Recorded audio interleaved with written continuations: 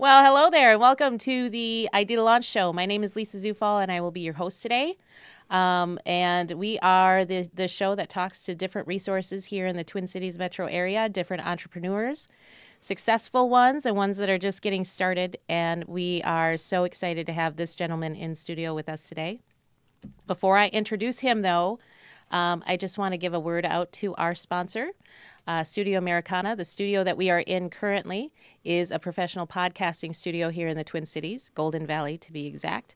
If you are interested and want to learn more about Studio Americana, we will flash, if you're joining us YouTube Live, we will flash their contact information on the screen. Otherwise, they will be included in our description in our podcast. So thank you so much, Studio Americana. We love being here.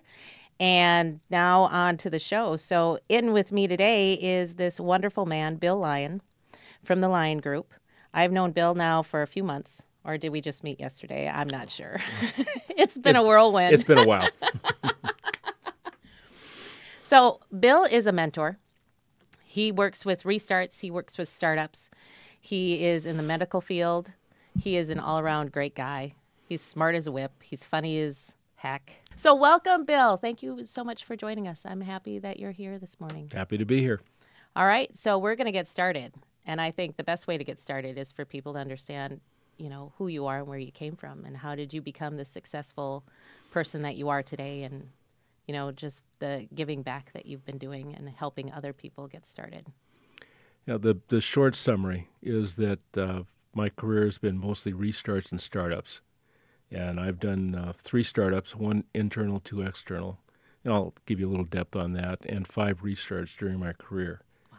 Which speaks to why when I went into semi-retirement here in the Twin Cities, joining SCORE and beginning to pay back and pay forward really was something that matched one of my skill set and something I enjoy.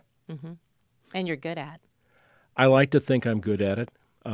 Certainly the people I have worked with seem to have benefited from some of the advice and coaching I've given them, and it's been very encouraging for me.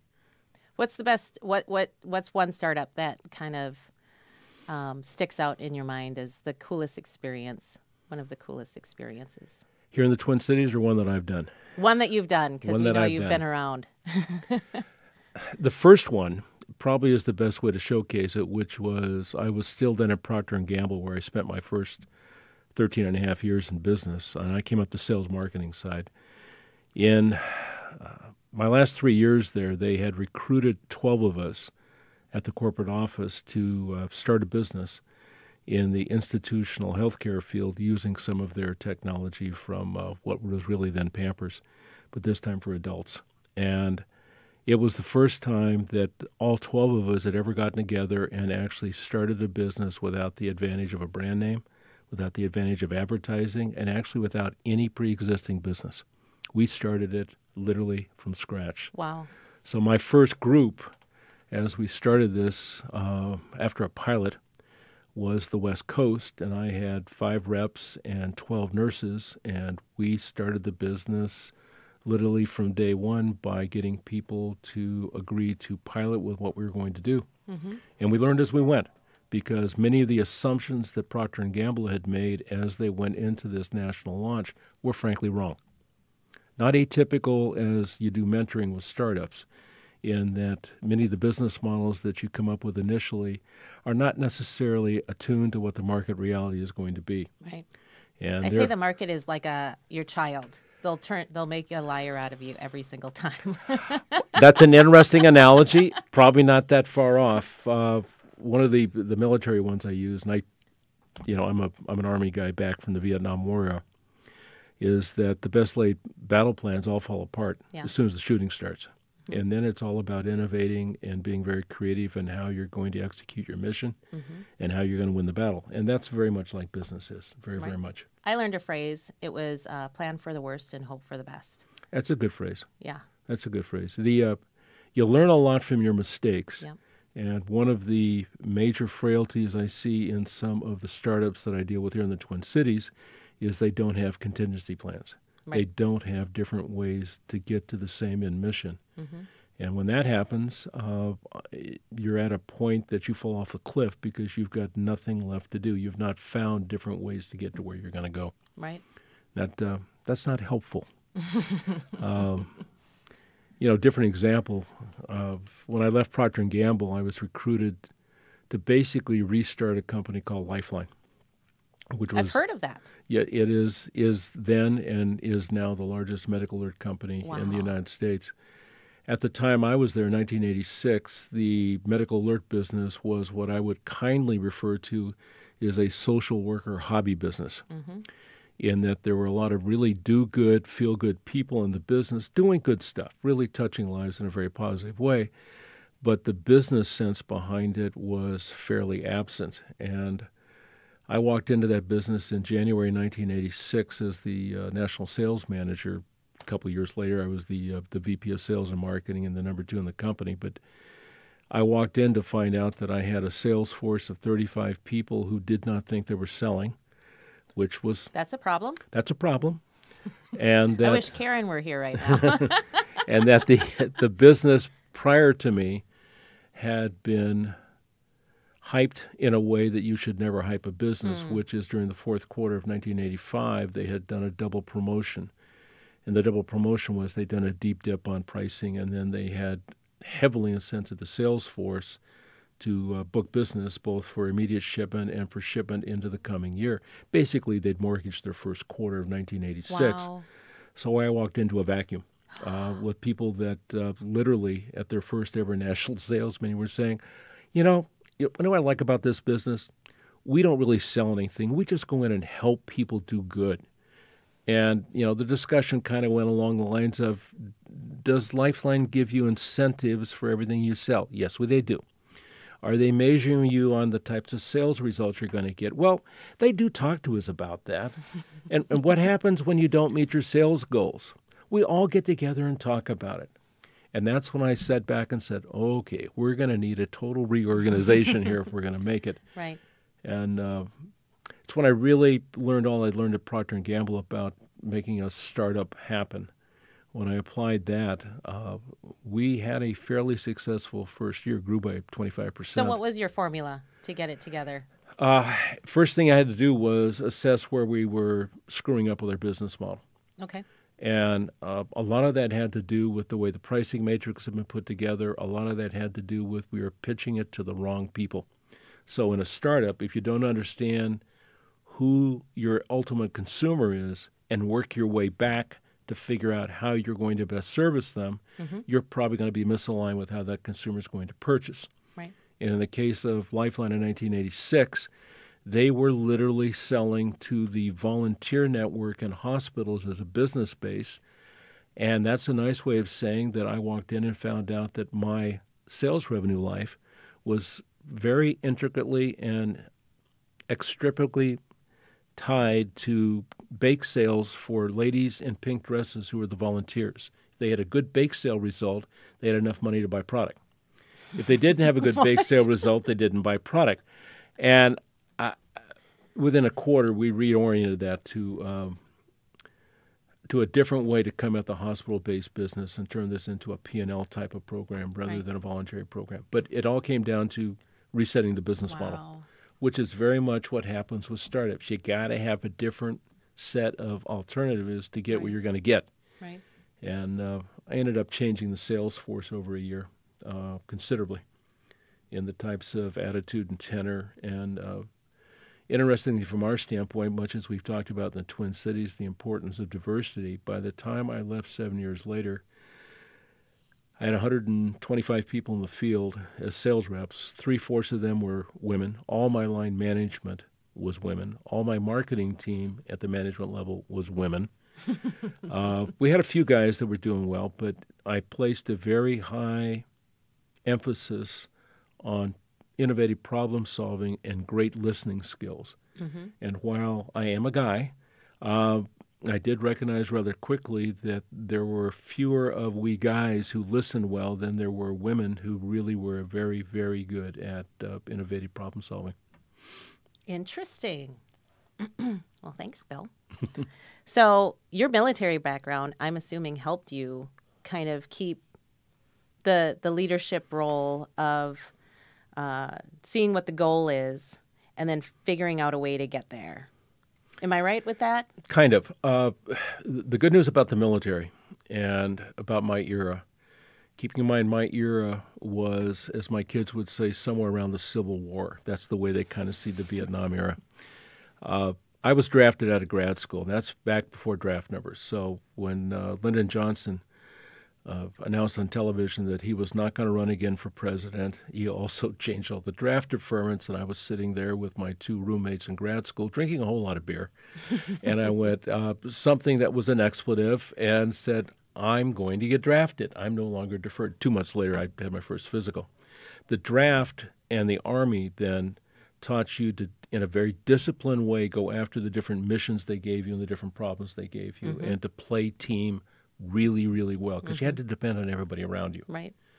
And the assignments I got when I actually got in country were the sort that really required me to reach out and find a whole lot of other resources to get things done. The other Army people that I found that were not doing as well tended to be younger, tended to be less understanding of what was in front of them for mission, therefore less understanding of what they had to do to make things work. And they tended to be singular in the actions they took rather than looking for different ways, again, to get the same mission accomplished. Right. And that's pretty much the way the military was back there. You had a real mix of 18, 19-year-olds who were fresh and thought this was King Arthur's court and they were going to be knighted. Right. That doesn't happen in war. And then guys like me that were, post-college, college grads who looked at it and said, what are we doing? And how are we going to survive this? And that's the way you become successful at it, right. is finding ways to build team. And then it's just duplicating that. Over and over. Yep. Over and over. Wow.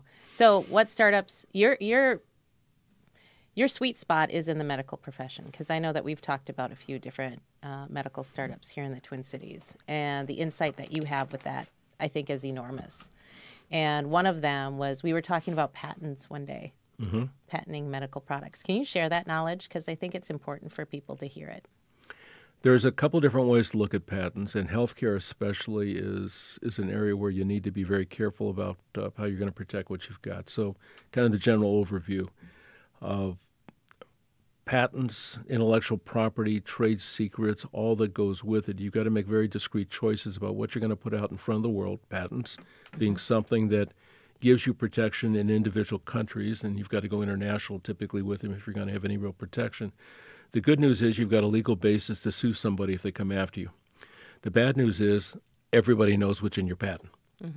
And you've got to make choices about whether you've got something that's truly unique that you think that you can deep pocket defend if they come after you and try to leverage you. So the last company I ran was a subsidiary of an Israeli corporation, and I found the Israelis had a much different attitude about patents. And that was in the healthcare field as well as in the security field. And it kind of went this way. They would patent anything that was disruptive and was truly going to be a change in the way the service or the product functionality was going to be delivered. Everything else was trade secret.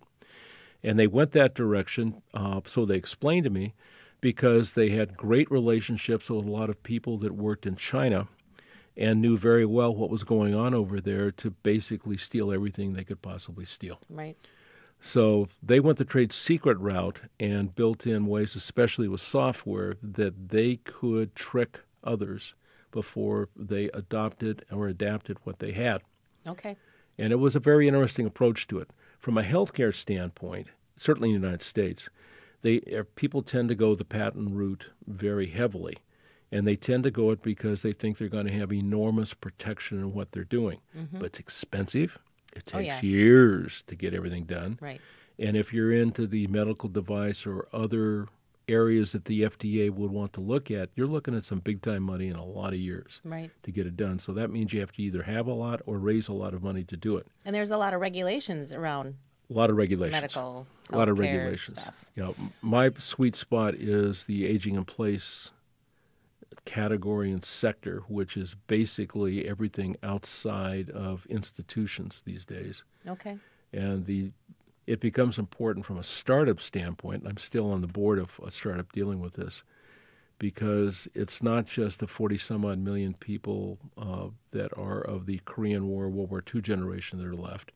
It is the 75 to 80 million boomers that are all hit in the 65-plus range. Right. So you've got a much different dynamic beginning to happen in the aging-in-place sector than it ever happened before. Mm-hmm. That becomes important for startups because they need to understand that a boomer generation is typically going to have a different expectation than their parental generation would have had. Right.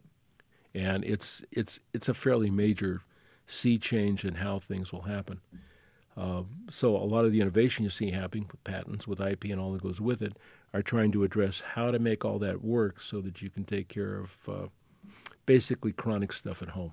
Okay. And get the types of discretionary help that you need when you need it, rather than going to the ER or rather than spending all your time in with doctors and hospitals, which tends not to be popular. I've not met a lot of people that really like going to the hospital. It's not one of those party places you want to be at. And I've never think, woo! No.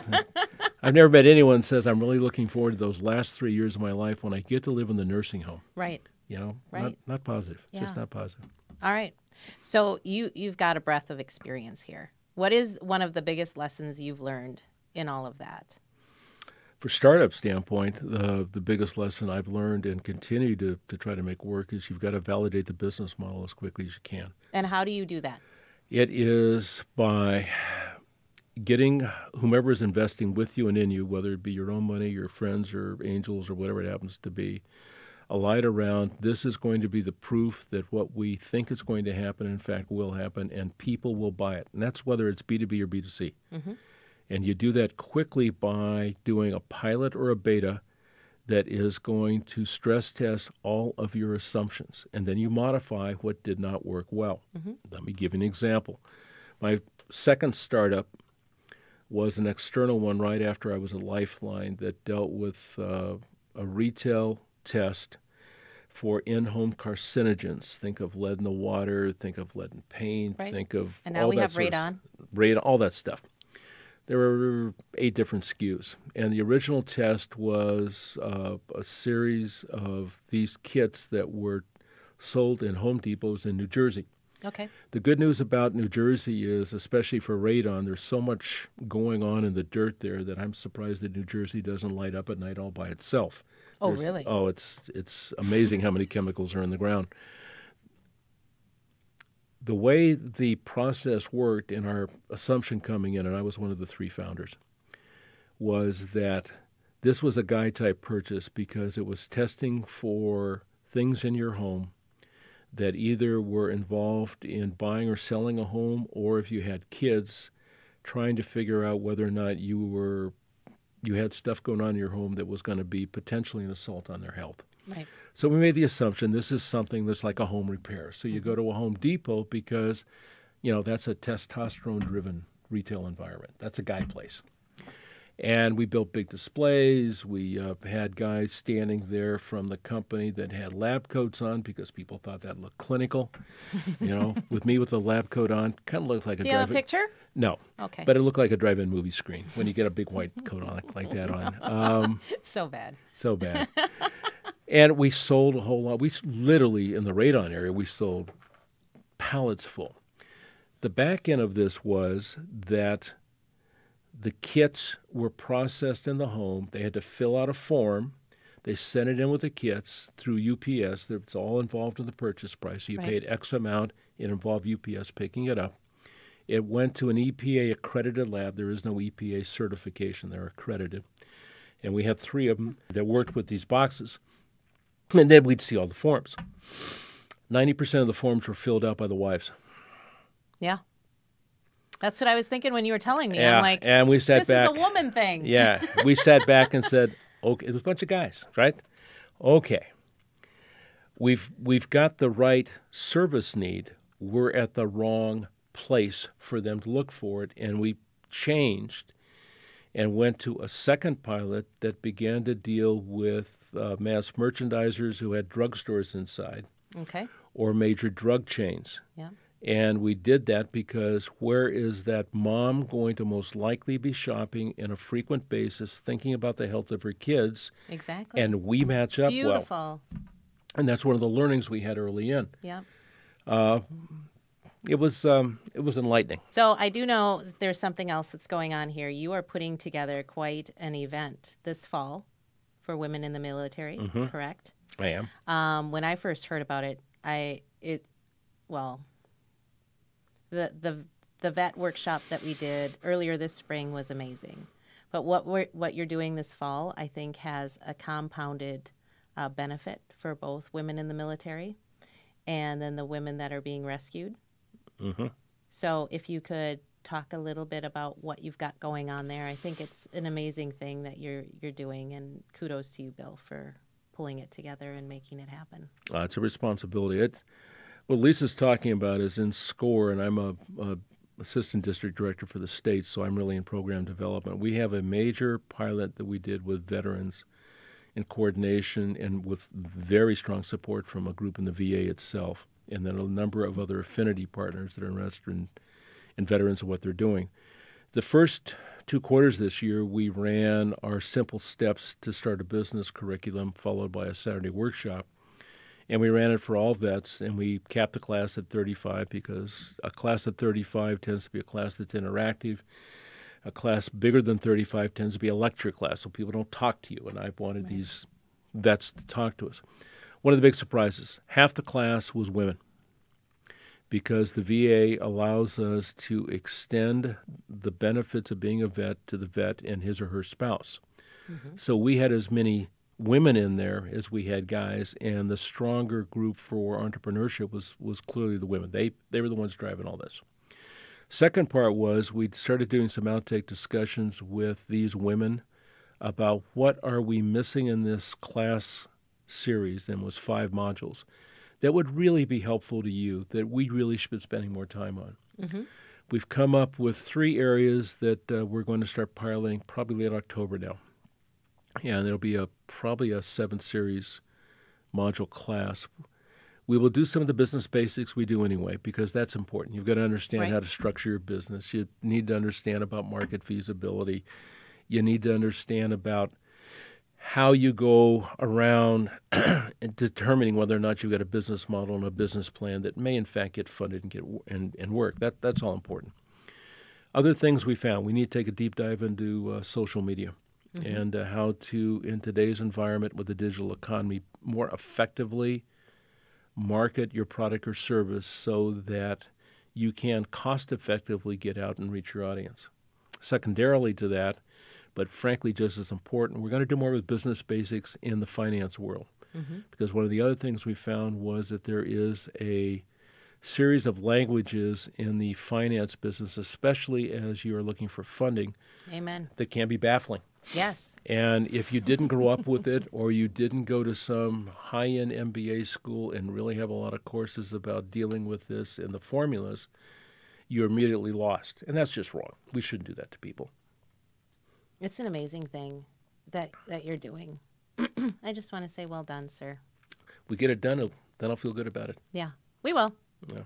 So we're going to end with, what can I do to launch community help to support you? What can we do? It's really what we've asked for before, which is, and I'd share that when we do the second Wednesday of every month at J.J. Hill, the 1 Million Cups, Lisa and her company are there. And the real help is talking with some of these entrepreneurs and these people that want to be even potentially solopreneurs about, here's everything you need to consider. And there are resources there to help you. Mm-hmm. Many for free, many not. And that you need to use these resources and team well with people, and your company does that exceptionally well, that you build team. Oh, thanks, Bill. I appreciate that. So I just want to say once again, thank you so much for joining us in studio. It has been a pleasure, and I hope that you'll come back and see us again. So thank you, everyone, for joining us today. This is Lisa Zufall with Idea to Launch and the Idea to Launch show. If you like this episode, please like, share, comment, and let us know what you think. We'd love to hear from you. Have a great day.